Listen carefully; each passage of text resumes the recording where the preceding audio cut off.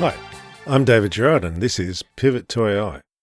I'll try not to dive behind the microphone pop shield so much, but we'll see how we go.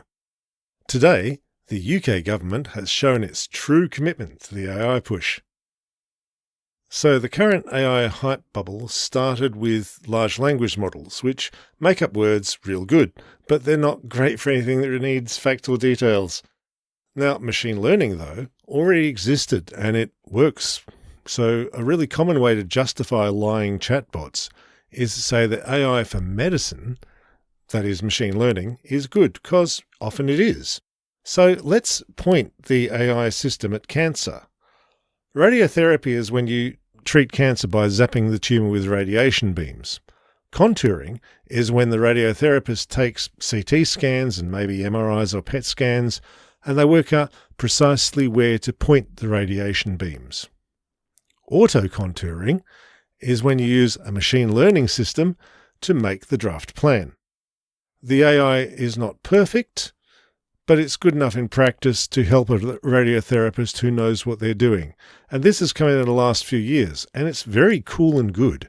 This is the sort of AI we want. It improves our lives with a machine that does a lot of the hard work. It's great. So, in May 2024, the previous UK government authorised £15 million over 3 years for auto-contouring systems.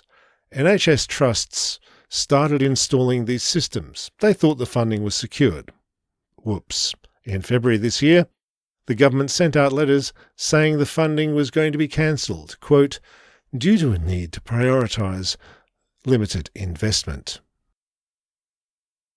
There's a shortage of radiotherapists already, and they say the AI systems are just letting them keep up with the workload. The Radiotherapy UK charity says cutting auto-contouring will add 500,000 patient days to waiting lists.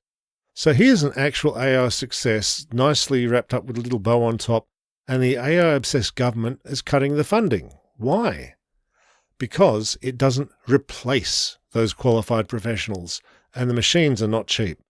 The UK government's whole AI plan is to replace public employees with ChatGPT.